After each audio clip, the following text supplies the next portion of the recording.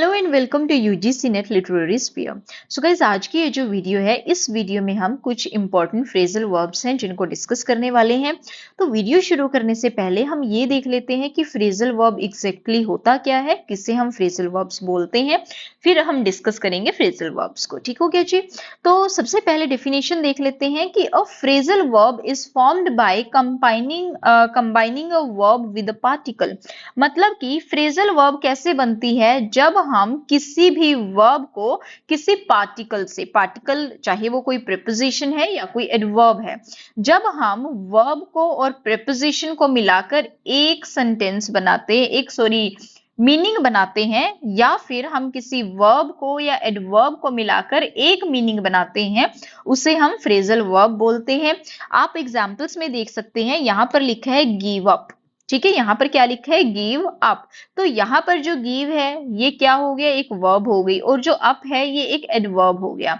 यहां पर एडवर्ब को और वर्ब को मिलाकर एक फ्रेज बना है जो कि है गिव अप। गिव अप का मतलब होता है कोई चीज पे गिव अप कर देना, त्याग कर देना, ठीक है ना, एफर्ट्स करना बंद कर देना। तो ये जब हम दो अलग अलग शब्दों को मिलाकर एक फ्रेज बनाते हैं या एक कंबाइन मीनिंग बनाते हैं, उसको ही फ्रेजल वर्ब बोला जाता है। इसी तरह यहाँ पर लुक आफ्टर दिया गया है। लुक जो हो गई ये हमारी वर्ब है, और जो आफ्टर है ये प्रीपोजिशन है। तो लुक आफ्टर का मतलब होता है ध्यान देना, किसी का ध्यान रखना, ठीक है ना, किसी की केयर करना बेसिकली। तो इसे हम बोलते हैं लुक आफ्टर। यहाँ पर दो अलग अलग वर्ड्स हैं, एक वर्ब है और एक प्रीपोजिशन है। इन दोनों को जब हम साथ में यूज करते हैं तो इसका एक मतलब लुक आफ्टर मतलब कि केयर करना, किसी के ध्यान रखना, ये इसका एक मीनिंग निकलता है। तो यही होता है फ्रेजल वर्ब, ठीक है ना। अब हम देख लेते हैं कि आज की वीडियो में हम कौन कौन से ऐसे इंपॉर्टेंट फ्रेजल वर्ब्स हैं जो डिस्कस करने वाले हैं। तो इसमें हम एक ही सीरीज के, लाइक एक वर्ब है ब्रोक, उससे रिलेटेड फ्रेजल वर्ब्स यूज करेंगे। ये हमारा पार्ट 1 रहने वाला है। तो इसके ऊपर मैं पार्ट 2 भी लेकर आऊंगी। जैसे यहाँ पर हम डिस्कस करेंगे broke down, broke up, broke into, broke out and broke of. तो ब्रोक ये जो वर्ब है, इससे रिलेटेड ही ये सब फ्रेजल वर्ब्स हैं। तो जो सेकंड पार्ट आएगा ब्रोक से रिलेटेड, जो फ्रेजल वर्ब्स होंगी वो सेकंड पार्ट में आपके साथ बाकी की डिस्कस करेंगे। तो अभी हम ब्रोक डाउन देखते हैं सबसे पहले कि ब्रोक डाउन का मतलब क्या होता है। तो ब्रोक डाउन का मतलब होता है टू स्टॉप फंक्शनिंग, कि जब भी कोई चीज, स्पेशली कोई मशीन होगी, कोई व्हीकल हो गया, जब वो काम करना बंद कर देता है, या जब हम बोल देते हैं कि जो कार है, कार खराब हो गई है, तो उसे भी हम ब्रोक डाउन बोलते हैं। कि जो भी कोई मशीन है, कोई व्हीकल है, जब वो फंक्शन करना बंद कर देता है, काम करना बंद कर देता है, काइंड ऑफ खराब हो जाता है, उसे बोला जाता है ब्रोक डाउन। सेकंड, इसका मीनिंग क्या होता है, टू लूज कंट्रोल इमोशनली। जब आप इमोशनली अपना कंट्रोल खो देते हैं, आप कोई बात कर रहे हैं, बात करते करते आप अचानक आपको रोना आ जाता है, आपका ब्रेक डाउन हो जाता है, तो उससे भी हम ब्रोक डाउन बोलते हैं, इमोशनली जब आप आउट ऑफ कंट्रोल हो जाते हैं। ठीक है, यहाँ पर दो पिक्चर्स आप स्क्रीन पर देख सकते हैं। एक में फर्स्ट पिक्चर जो है, इसमें आप देखेंगे कि एक लड़की है जो कि अपनी जो गाड़ी है, गाड़ी के साथ खड़ी हुई है। तो इसकी ये जो गाड़ी है ये काम नहीं कर रही है, इसकी जो गाड़ी है इसने फंक्शन करना बंद कर दिया है, काम करना बंद कर दिया है, मतलब कि इसकी जो गाड़ी है वो ब्रोक डाउन हो चुकी है। इसी तरह जो सेकंड पिक्चर है, इसमें भी आप देख सकते हैं कि एक वुमन यहाँ पर दिखाई गई है जो कि बहुत ही इमोशनल है, वो स्पीच दे रही है और स्पीच देते देते उसे रोना आ गया है। तो ये भी यहाँ पर क्या मतलब हुआ, ब्रोक डाउन, ठीक है ना, जब आप इमोशनली अपना जो कंट्रोल है वो लूज कर देते हैं। इनसे रिलेटेड कुछ सेंटेंसेस हैं, वो देख लेते हैं कि इनको आप सेंटेंस की फॉर्म में कैसे यूज करते हैं। तो फर्स्ट क्या है, the car broke down on the highway, कि जो कार है वो हाईवे पे जाके खराब हो गई है, उसने काम करना बंद कर दिया है। सो इस तरह से आप ब्रोक डाउन का यूज करेंगे।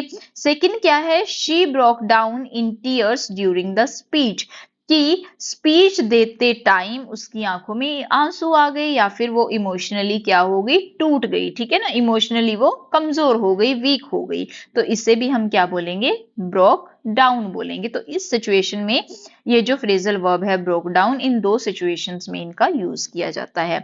अब हम मूव करते हैं सेकंड जो फ्रेजल वर्ब है, जो कि है हमारी ब्रोकअप। तो ब्रोकअप के दो मीनिंग यहाँ पर निकल के आते हैं। एक तो होता है टू एंड अ रिलेशनशिप, जब आप किसी के साथ अपना जो रिलेशनशिप है, रिश्ता है, वो खत्म कर देते हैं, उसे हम ब्रोकअप बोलते हैं, ब्रेकअप भी उसको बोल सकते हैं। ठीक है जी। यहाँ पर जो ब्रोक है ये बेसिकली ब्रेक की सेकंड फॉर्म है। तो आप फर्स्ट पिक्चर में देखेंगे कि यहाँ पर दो कपल हैं, बीच में दिखाया गया है कि जो लड़की है वो लड़के की लैप में बैठी हुई है, गोद में बैठी हुई है जब वो इकट्ठे थे। बट आज के टाइम में ये जो कपल है ये अलग अलग हो चुके हैं, इनका ब्रेकअप हो चुका है, बेसिकली ये दिखाया गया है। तो ब्रोकअप का सिंपली मीनिंग होता है कि जब आपका जो रिलेशनशिप है वो खत्म हो जाता है। सेकेंड मतलब क्या होता है ब्रोकअप का? टू डिस्पर्स और एंड गैदरिंग। डिस्पर्स का मतलब होता है फैलाना, ठीक है ना। क्या होता है डिस्पर्स का मतलब? फैलाना। या फिर एंड गैदरिंग की जहां पर काफी सारे लोग इकट्ठा हुए हैं, जब आप उस भीड़ को खत्म करते हैं उसको भी हम क्या बोलते हैं? ब्रोकअप बोलते हैं। जैसे कि कहीं पे प्रोटेस्ट हो रहा है, प्रोटेस्ट के टाइम पे काफी सारे लोग इकट्ठा हुए हैं, आप सेकंड पिक्चर में देख सकते हैं काफी सारे लोग यहाँ पर दिखाए गए हैं, और जो पुलिस है, पुलिस क्या कर रही है? इस भीड़ को फैला रही है, इस भीड़ को खत्म करने की कोशिश कर रही है, लोगों को भगाने की कोशिश कर रही है। तो यहाँ पर भी जब हम भीड़ को एंड करने की, गैदरिंग को एंड करने की कोशिश करते हैं उसको भी हम ब्रोकअप बोलते हैं। अब हम देख लेते हैं कि इस फ्रेजल वर्ब को सेंटेंस की फॉर्म में कैसे यूज किया जाएगा। तो देख सकते हैं फर्स्ट सेंटेंस क्या है? They broke up after 5 years together, कि 5 साल इकट्ठे रहने के बाद उनका जो रिश्ता है वो खत्म हो जाता है। ठीक है ना, they broke up after 5 years together. Second क्या है? The police broke up the protest, कि जो पुलिस है वो प्रोटेस्ट को खत्म कर देती है, एंड कर देती है। ठीक है ना, ये हमारा सेकंड जो हमारा सेकंड मीनिंग है उसमें हम इस तरह कि किस तरह भीड़ को डिस्पोज किया जाता है, ये उस सिचुएशन में हम ब्रोकअप का यूज करेंगे। आई होप आपको क्लियर हो गया होगा। नेक्स्ट फ्रेजल वर्ब देखते हैं जो कि है ब्रोक इनटू। ब्रोक इनटू का मतलब क्या होता है? To enter a place forcibly, जब आप फोर्सफुली कहीं किसी प्लेस पर एंटर करने की कोशिश करते हैं। Specially to commit a crime, specially जब आप कमिट करने की क्राइम करने के इरादे से कहीं जाते हैं। मतलब क्या है? जब आप चोरी छिपे किसी के घर में घुसते हैं, चोरी छिपे किसी के घर में एंटर करने की कोशिश करते हैं, उसको हम क्या बोलते हैं? ब्रोक इनटू बोलते हैं। आप पिक्चर में भी देख सकते हैं, यहाँ पर एक पर्सन दिखाया गया है जो दीवार, जो डोर है, डोर को क्या कर रहा है? तोड़ने की कोशिश कर रहा है। बेसिकली जब हम बोलते हैं सेंध लगाना, कि इस पे सेंध लगाने की कोशिश कर रहा है, लोग को तोड़कर घर में घुसने की कोशिश यहाँ पर कर रहा है ये इंसान। जब आप फोर्सफुली या फिर धक्के से किसी के घर में घुसने की कोशिश करते हैं उसे ही हम बोलते हैं ब्रोक इनटू। यहाँ पर पिक्चर में ही आप नीचे देखेंगे ग्रीन कलर में एक सेंटेंस लिखा है, someone broke into my house last night, कि लास्ट नाइट कोई मेरे घर में घुस गया। ठीक है, किसी ने मेरे घर में घुसने की कोशिश की, या कोई मेरे घर के अंदर एंटर कर गया मेरी परमिशन के बिना। तो जब आपकी परमिशन के बिना कोई क्राइम करने के इरादे से, चोरी करने के इरादे से, डकैती करने के इरादे से, या कोई और क्राइम कमिट करने के इरादे से चोरी छिपे आपके घर में घुसता है, उसे ही हम ब्रोक इनटू बोलते हैं। आई होप आपको क्लियर हो गया होगा। नेक्स्ट देखते हैं, नेक्स्ट है ब्रोक आउट।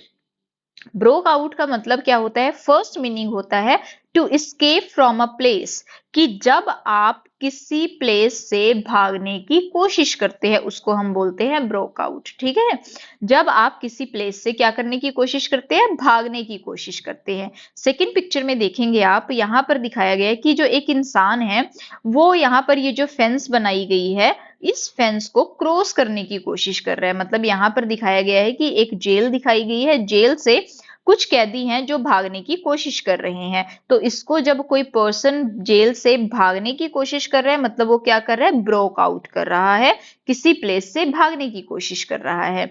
सेकंड मीनिंग क्या होता है? टू स्टार्ट सडनली, जब कोई चीज सडनली स्टार्ट हो जाती है, स्पेशली समथिंग नेगेटिव, जब भी कोई चीज जो नेगेटिव चीजें होती है, जैसे कोई वॉर हो गया, कोई फायर हो गई, कोई डिजीज हो गया, जब ये चीजें एकदम से फैल जाती हैं उनको हम क्या बोलते हैं? ब्रोक आउट बोलते हैं। जैसे कि पिक्चर में दिखाया गया है कि यहाँ पर आग लगी है, फायर शुरू हो गई है। तो जब सडनली कहीं अचानक आग लग जाती है उसको हम बोलते हैं ब्रोक आउट।